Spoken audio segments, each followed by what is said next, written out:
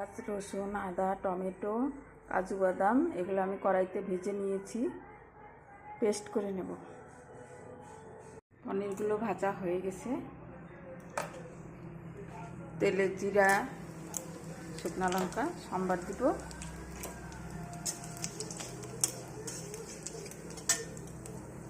ওই যে সেই মশলাটা রেডি করেছিলাম এটা ঢেলে দিব। ফুটে উঠেছে, এই পর্যায়ে গিয়ে হলুদ, জিরা, ধনিয়া দিয়ে দেব, লবণ।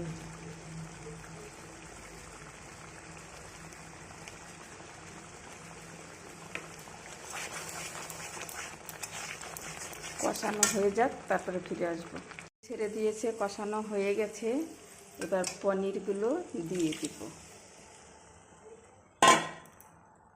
কিছুক্ষণ ফুটিয়ে নিব, হয়ে যাবে মটর পনির।